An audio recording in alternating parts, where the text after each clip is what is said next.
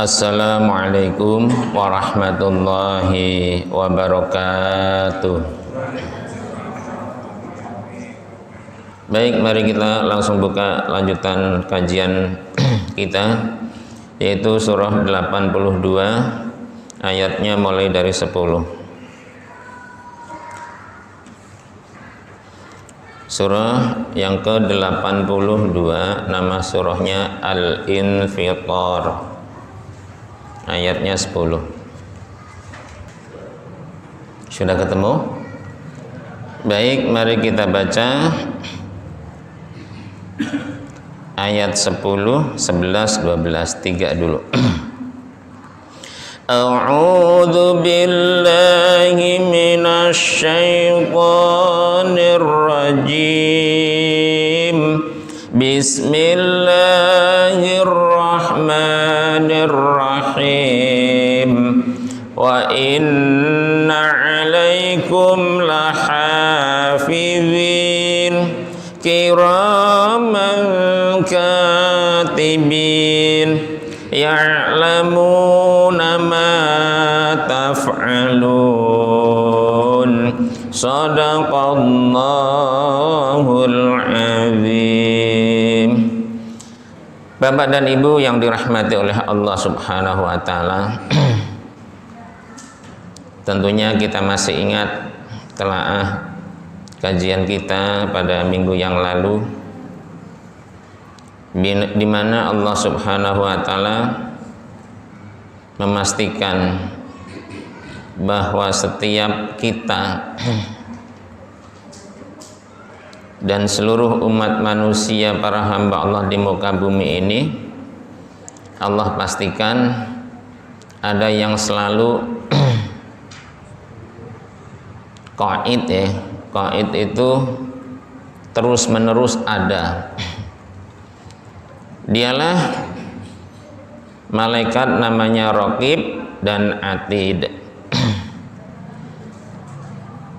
Sebagaimana diterangkan oleh Allah dalam surah 50, surah Qaf, ya, ayat 16 sampai 18. Maka apapun ucapan, perbuatan, gerak-gerik kita yang kita lakukan setiap saat lah, itu pasti ada malaikat yang mengawasi, yang mencatat atau menulis. Jadi kata Allah, ma yalfidhu min qaulin illa ladaihi raqibun atid.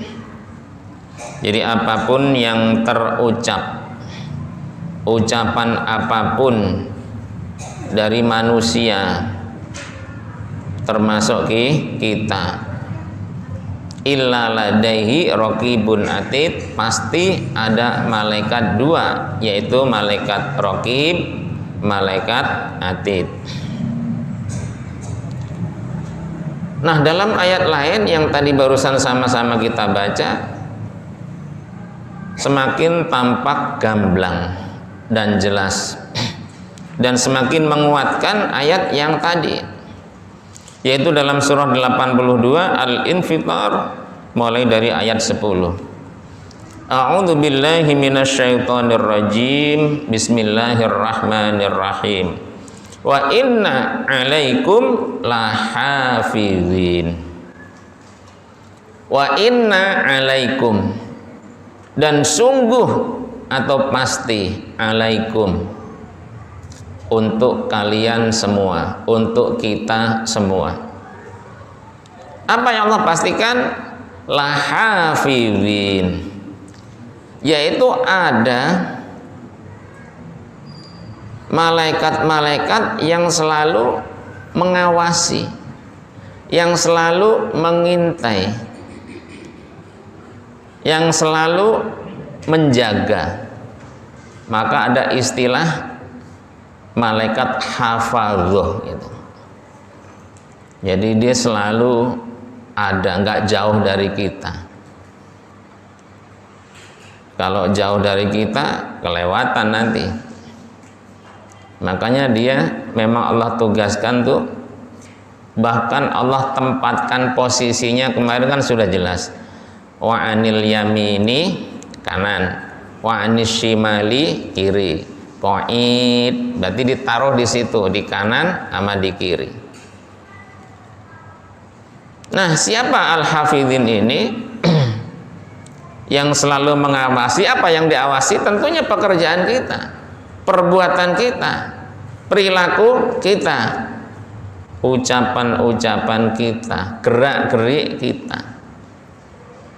Dalam pengawasan malaikat hafadhah, malaikat yang Allah tugaskan selalu mengintai, mengawasi. Jadi itu kalau diartikan tuh raqabah tuh, kalau bahasa aja itu nginjen, Pak. Nginjen tahu ya? Ngeliat, ngawasin, terus itu. Jadi nggak, kalau bahasanya nggak kedep, jadi melotot. Ngapain aja tuh? Diliatin. Bukan sekedar diliatin, ditulis. Nah, makanya di ayat selanjutnya kiraman, dia sangat mulia. Kenapa mulia? Karena malaikat itu selalu melaksanakan apa yang diperintahkan. Jadi kalau Allah suruh nulis terus.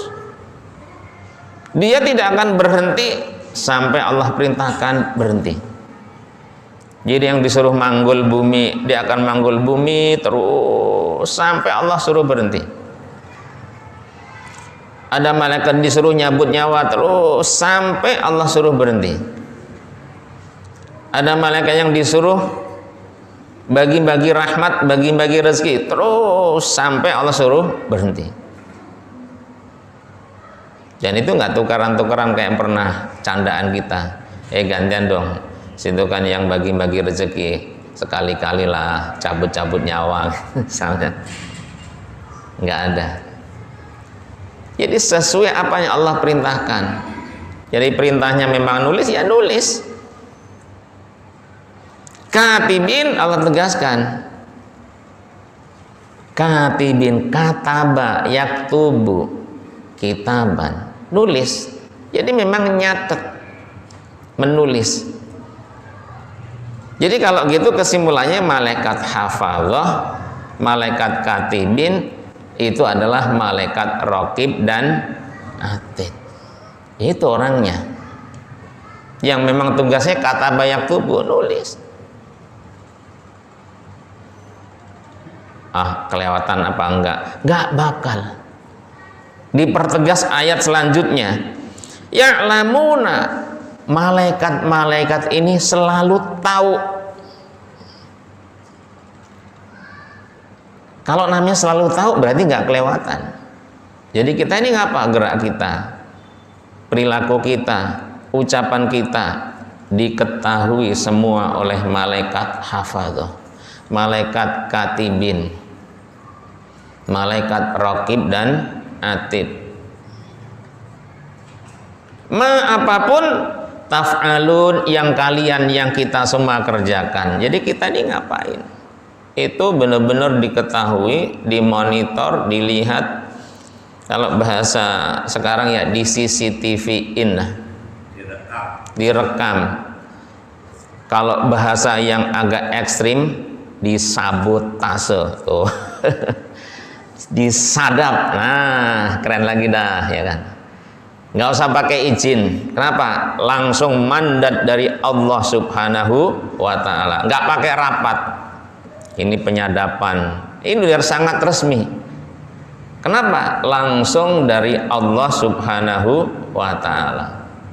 Jadi bukan sabotase, bukan penyadapan, tapi perintah. Jadi Allah yang perintah, tulis.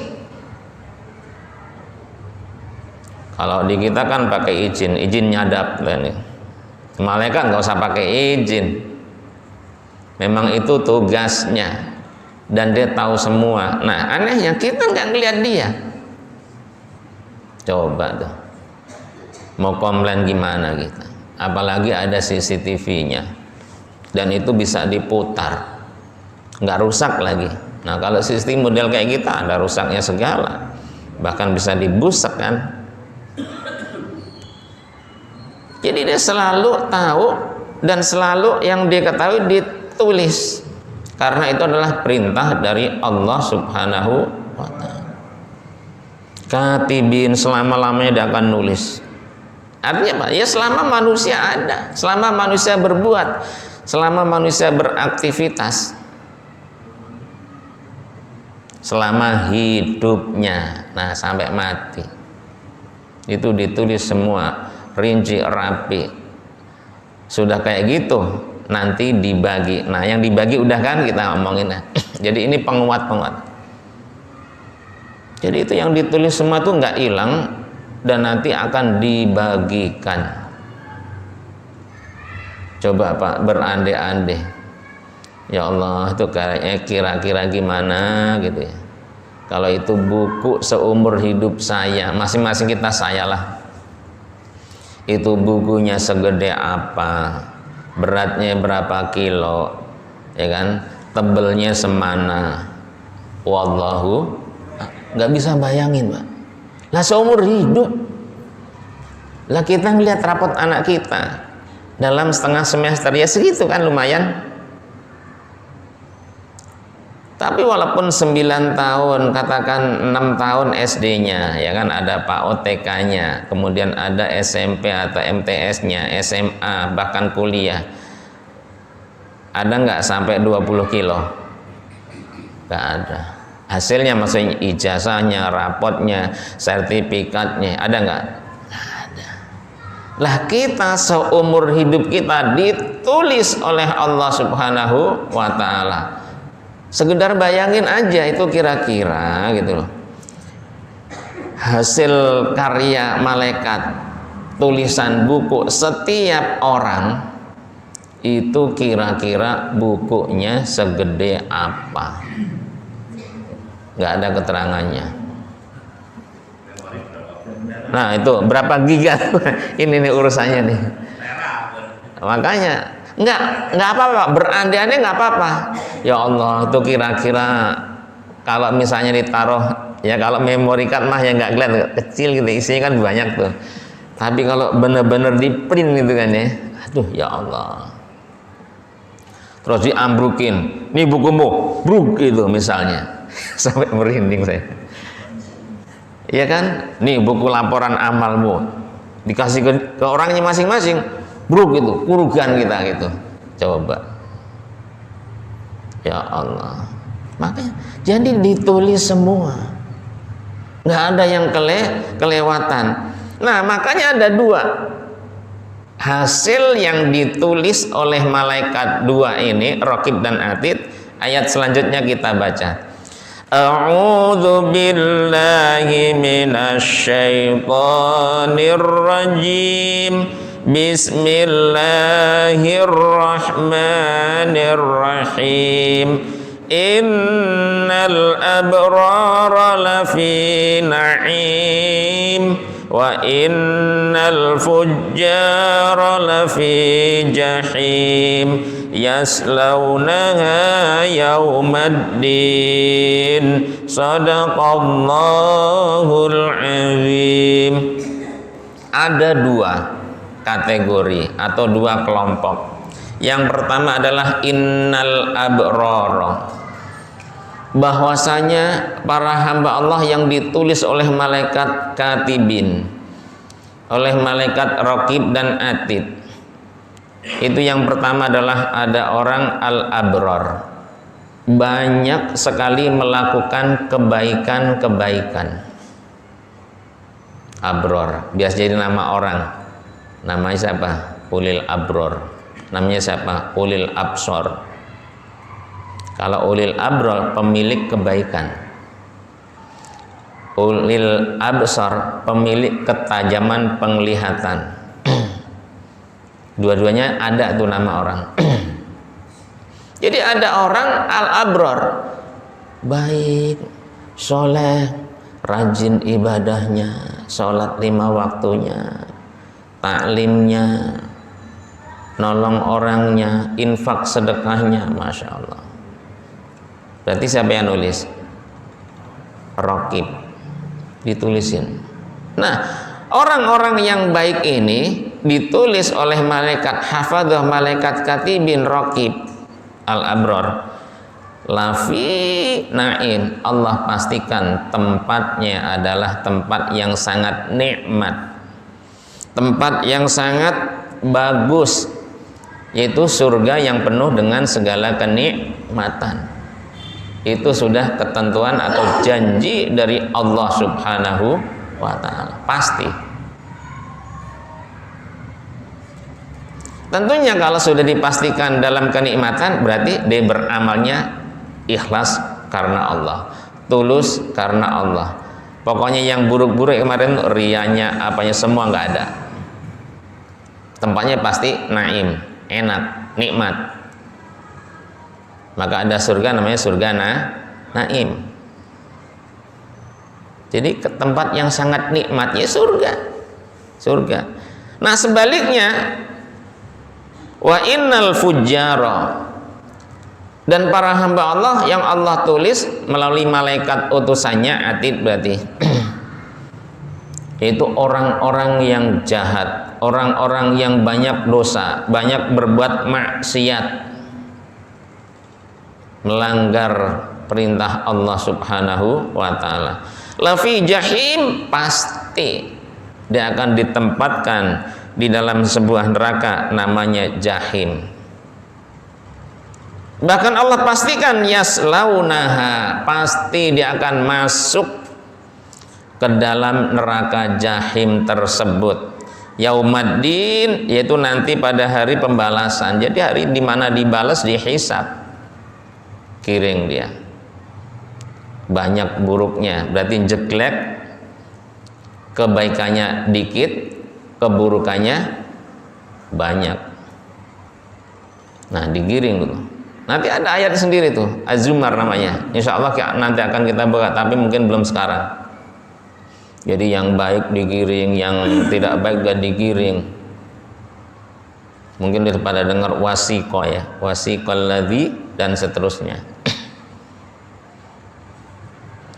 Nah kalau sudah Allah masukkan ke dalam neraka karena banyak dosanya, banyak maksiatnya, kita baca a'udzu billahi minasyaitonir rajim, bismillahirrahmanirrahim, wa ma hum anha bighaibin, wa ma adraka ma yaumuddin, thumma ma adraka ma yaumuddin, yauma la tamliku nafsun li nafsin syai'a wal amru yauma idzil lillah.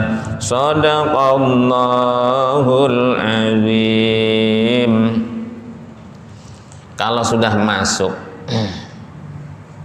tangkap yang pendosanya, diikat yang kemarin sampai 70 hasta, dililit, ditelikung, dibondo, diborgol, dibelenggu, terserah bahasanya, langsung dimasukkan, digembok pula pintunya. Udah, makanya dipastikan wama adroka wama hum, sama sekali mereka orang-orang para pendosa yang Allah masukkan ke dalam nerakanya Allah Subhanahu wa ta'ala, termasuk neraka jahim, neraka jahanam, anha, dari neraka tersebut, bighaibin, sama sekali nggak bisa keluar, sama sekali nggak bisa kabur. Jadi mau kabur kemana? Lari ke sana, masih ditelikung itu, masih di apa namanya, belenggu, masih diborgol. Jadi neraka tuh kayak penjara. Ya sama di saat ini. Sampai Nabi pernah mengatakan ad-dunya sijnul mu'min. Dunia ini ibaratnya seperti penjaranya orang mukmin. Maksudnya gimana itu? Kok jadi penjara orang mukmin? Wa jannatul kafir, dan surganya orang kafir. Jadi orang mukmin tidak bebas berbuat sesuka hatinya. Ada sekat-sekat, ada wilayah-wilayah, ada area-area, ada hukum-hukum, ada aturan-aturan dari Allah Subhanahu wa Ta'ala yang membatasi geraknya. Mau berdosa, bohong misalnya, ada sekat.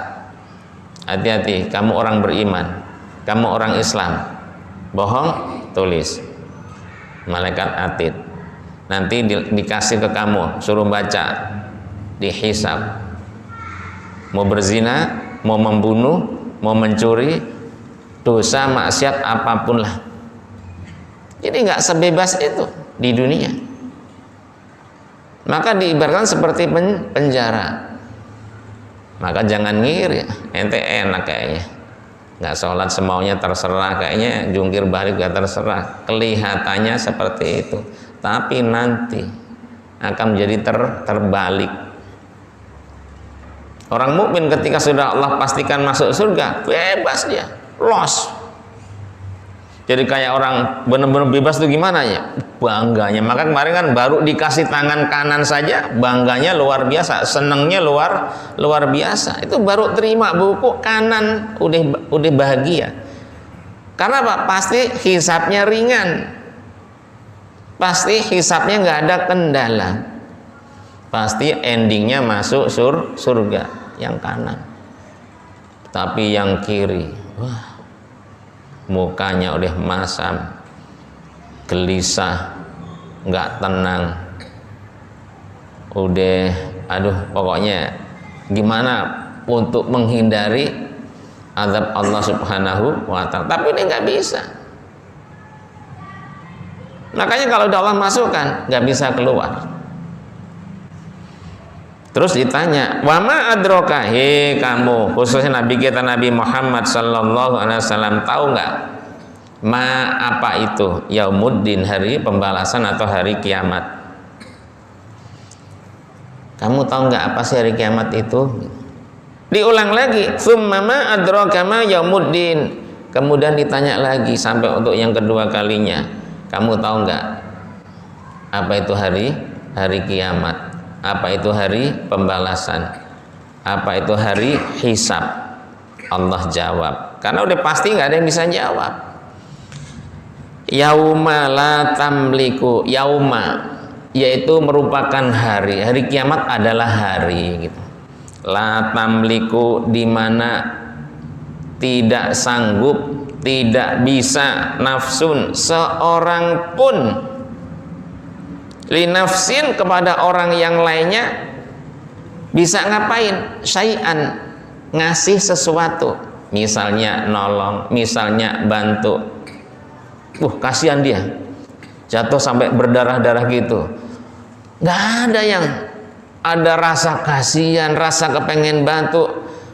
Orang sekedar nanya saja enggak. Udah kan saya sampaikan, udah berikut ayatnya. Bahkan nggak tanggung-tanggung seluruh ansab, nasab, pertalian saudara, bapak, ibu, anak, semua di hari itu putus semua. Tapi giliran terima buku kanan, ceria, dimasukkan dalam surga, lebih ceria lagi, dikembalikan kepada keluarganya, happy lagi, kan gitu kemarin. Jadi dikembalikan nanti kepada keluarganya, wah ceria, oh alhamdulillah bapak selamat, alhamdulillah ibu selamat, alhamdulillah kakak selamat, alhamdulillah adik selamat, paman, pak de semua selamat, alhamdulillah, senengnya, karena ternyata keluarganya selamat. Cari, nah ada satu misalnya nggak selamat, itu rasa sedih ada. Nah jadi kalau udah di surga ada tanya-tanya, ada cari-cari. Tapi di hari pembalasan masing-masing individu sekalipun keluarga putus. Bahkan ada ayat bapak saja nggak bisa nolong anaknya, anak juga nggak bisa nolong bapaknya. Bahkan ada ayat ada seseorang manggil-manggil, kenapa? Dia banyak banget manggul dosa, diseret-seret, terseok-seok, manggil, tolong gitu, sini bantu saya keberatan manggul dosa. Situ dulu kan waktu di Sunter saya tolong terus, sekolah saya sekolahin, makan saya kasih misalnya gitu.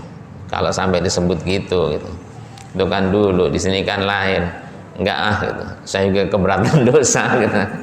Tuh, jadi masing-masing bingung, sibuk dengan urusannya sendiri-sendiri.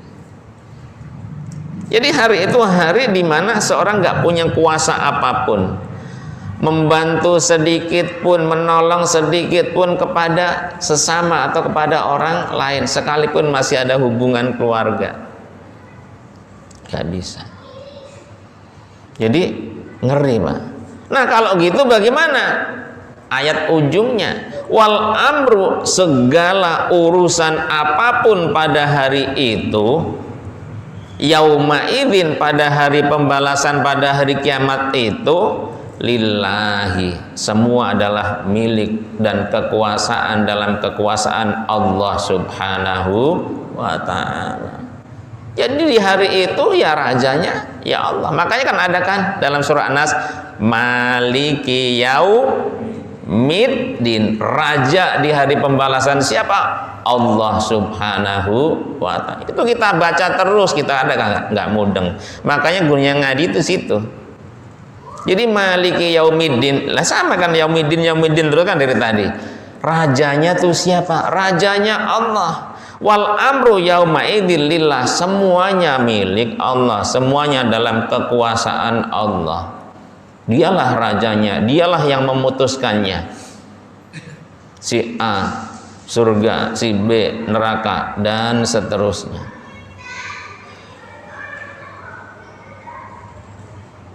Jadi kepada kita wajib jaga diri kita, wajib jaga keluarga kita, dan itu yang perintah siapa?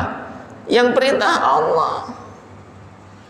Selamatkan dirimu, selamatkan keluargamu dari api neraka Allah subhanahu wa ta'ala. Wajib. Bagaimana caranya? Ya takwa, ya ibadah, yang mendekatkan diri kepada Allah subhanahu wa ta'ala. Dan ayatnya gamblang sekali, dekat dari surah ini. Mari kita buka surahnya, surah 66, agak atas dikit. Surah 66 ayatnya 6. Baik, sudah ketemu, kita baca. A'udzu billahi minasyaitonir rajim. Bismillahirrahmanirrahim. Ya ayyuhalladzina amanu qu anfusakum wa ahlikum nara waquduhan nasu wal hijaratu 'alaiha malaikatun ghiladun shidadul la ya'sunallaha ma amarahum wa yaf'aluna ma yu'marun. Shadaqallahul azim. Semakin memperjelas kajian kita. Ya ayyuhalladzina amanu, he para hambaku, orang-orang yang beriman, kata Allah. Khususnya kita semua jamaah Masjid Nur Islam, Allah panggil, selamatkan, jaga, pelihara, jangan sampai celaka. Anfusakum, diri kalian, diri kita semua. Wa ahlikum, dan seluruh ahli keluarga kita, dan seluruh keluarga kita jaga. Jadi anak-anak kita, istri kita, dan siapapun yang ada di rumah kita kan keluarga, kasih tahu. Jadi kalau sholat, jangan sholat sendiri, ajak, bangunin. Bangunin itu nggak gampang. Saya yakin semua ngalamin bagaimana bangunin istri. Kadang-kadang mah kebalik, istri kita bangun, kita kagak bangun-bangun. Ada. Bangunin anak juga gitu. Aduh, tidak bisa sekali, bener. Nggak laki, nggak perempuan, ya. Jadi nggak gampang. Tapi harus kita lakukan, dan itu harus continue terus. Karena setiap waktu, terutama pagi. Terutama pagi, bangunin. Karena salah satu kunci selamat adalah sholat. Ya kan, sholat justru yang diminta pertanggungjawaban oleh Allah yang pertama. Bangunin tuh subuh. Telat mentok telat lah ya, 5:30. Jam 5 itu nggak melek matanya, kayak susah dibuka tuh. Jujur saya ngalamin, bener. Bangunin anak, ya Allah. Bagaimana rasanya, yakinlah jamaah udah yang ngerasain. Kadang-kala malah kita sendiri, ya kan ya. Benar, kadang-kala kita sendiri. Yang paling bagus tuh bisa bareng. Maka ini cerita saja. Kalau nggak salah orang wilayah Bentengan lah, itu setiap subuh, nggak tahu itu warga RT berapa, saya juga nggak tahu. Ya saya bersyukur pada Allah Subhanahu Wa Taala. Jadi itu ada seorang bapak. Setiap subuh sebelum adzan atau pas waktu menjelang adzan subuh, itu dia bawa anaknya 3, bawa motornya, nah ke depan ke Masjid Al-Haidul Biqa. Dia ikut sholat berjamaah sampai nanti selesai pagi. Masya Allah. Saya doain semoga bapak itu sehat, anak-anak sehat, keluarganya diberkahi oleh Allah. Jadi doain aja, bantu mendoakan. Walaupun kita nggak kenal, kita doain aja. Karena dia melakukan hal yang baik gitu loh. Masya Allah. Dan itu saya lihat continue gitu loh, setiap hari. Nah, beberapa hari kemarin kan nggak ada. Kangen kita nanya, kemana ini bapak sama anak-anaknya? Apa mungkin sholat di masjid sekitarnya? Apa mungkin pulang kampung? Apa mungkin kemana? Atau ada apa? Karena setiap harinya ketemu. Jadi pas nggak ketemu, nanya kita. Dan saya lihat istiqomah, ya Allah. Ada lagi saya ketemu, jumpa, ada suami istri. Itu selalu sebelum subuh, dia boncengan sama istrinya berdua, kayak orang pacaran. Bener Pak, kayak orang pacaran. Masya Allah, Alhamdulillah. Semoga bapak istiqomah, sehat. Nggak tahu ke masjid mana, tapi yang jadi keluar, saya yakin orang bawa peci, ya, bawa baju sholat, bawa sajadah, istrinya udah pakai apa? Mau kena, saya nggak mungkin ke pasar. Kita husnudzon pasti ke masjid, pasti. Cuman nggak tahu masjid mana. Kalau yang tadi benar, memang ke Hairul Biqa itu. Nah, itu orang sini yang tadi yang bawa anaknya 3. Mungkin jamaah ada yang tahu kali ya. Itu siapa saya juga nggak tahu. Nah, makanya disuruh pelihara waktu sholat ajab. Kita berinfak besar, ajarin. Ada pengemis dari depan, ajarin anak kita agar terpelihara dari siksa api neraka Allah. Pak, Bu, sedekah gitu, infak gitu. Misalnya kan namanya manggil, kadang-kala kan pokoknya judulnya minta. Itu anak kita ajarin. Ayo kasih. Yang ngasih anak kita, ngelatih. Jadi kita ngelatih anak kita memberi, suka menolong, suka membantu, begitu. Jangan diajarin begini, usir tuh, bilang nggak ada bapak, nggak ada ibu, bilang nggak ada orang gitu. Nah itu ngajarin nggak bener tuh. Iya, ada nggak? Ada orang begitu mah, ada, tetap ada. Jadi tidak semua orang tuh langsung tersentuh, tergerak hatinya bahwa wa ammasaila falatan, terhadap permintaan nggak boleh diusir. Yang perintah Allah. Kalau nggak mau ngasih, samperin, bilang mohon maaf gitu. Kan qaulum ma'ruf kata Allah, ucapan yang baik, ucapan yang santun. Itu artinya kita memelihara diri kita, keluarga kita naron, dari api neraka Allah Subhanahu wa ta'ala. Jadi banyak caranya. Jadi yang berkaitan dengan agama, puasa apa nih? Puasa nih, sebentar lagi insya Allah. Udah Sya'ban sekarang tanggal 4 ya.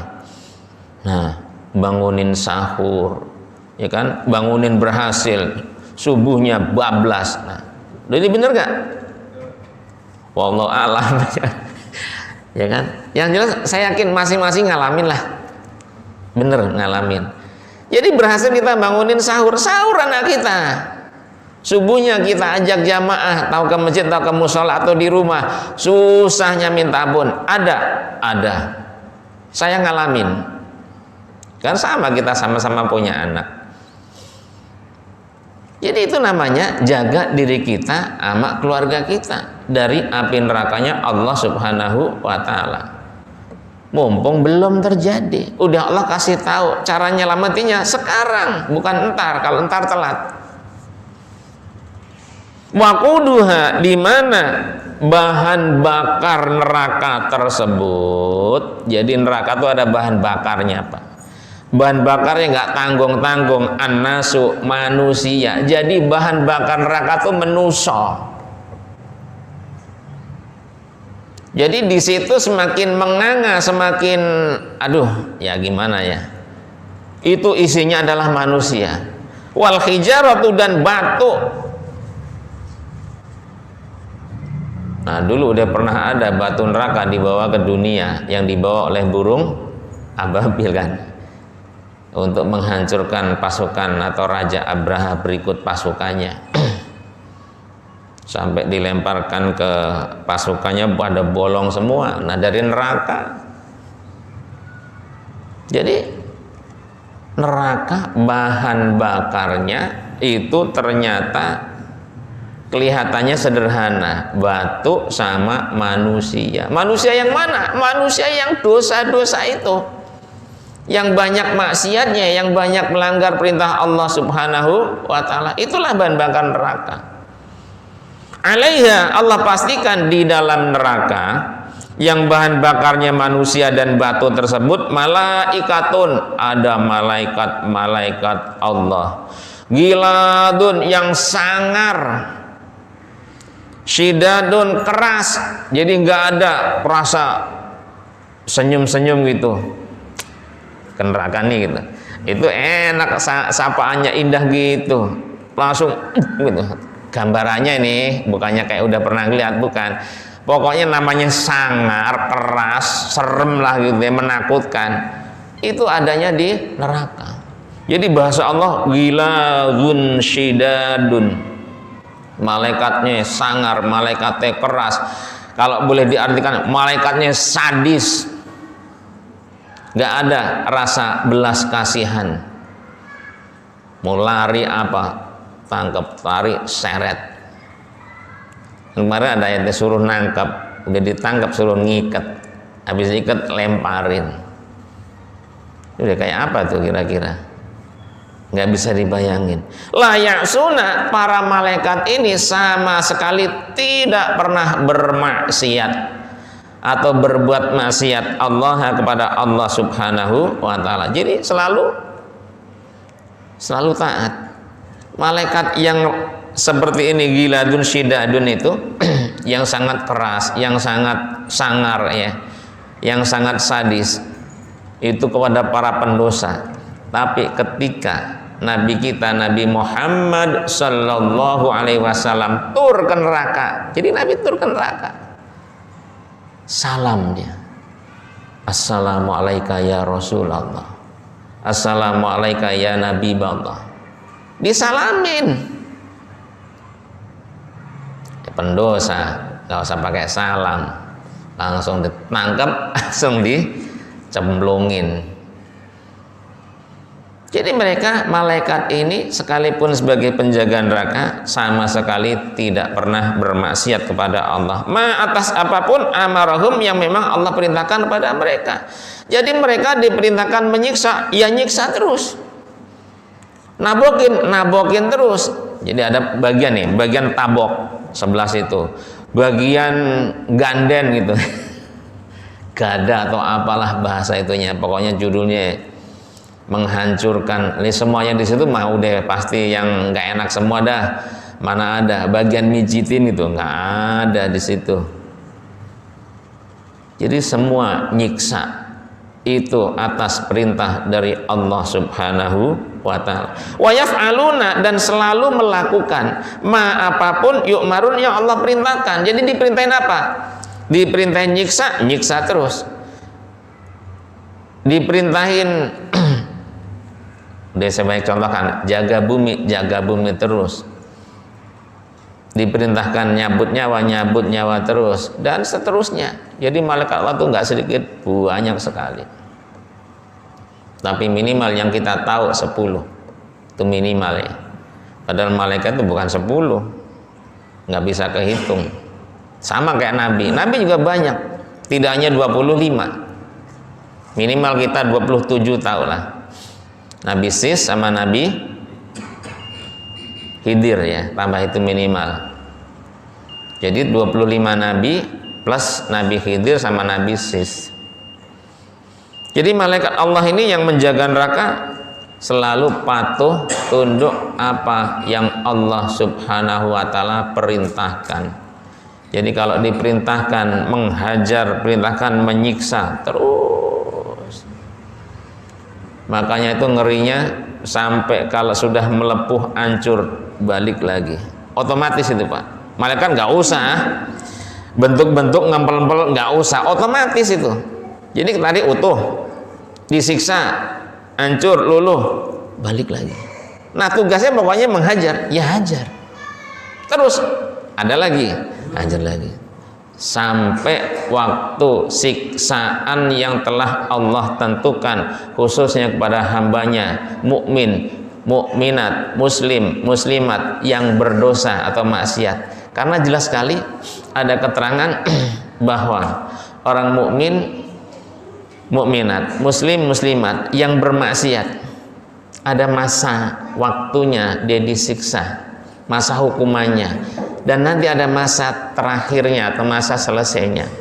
Jadi ketika sudah selesai tampak sinar imannya, sinar Islamnya, disitulah diangkat oleh Allah Subhanahu wa ta'ala. Demikianlah talim kita, semoga bermanfaat dan Allah selamatkan kita sekeluarga dari siksa api nerakanya Allah Subhanahu wa ta'ala. Amin amin ya rabbal alamin. Akhirul kalam, wassalamualaikum warahmatullahi wabarakatuh.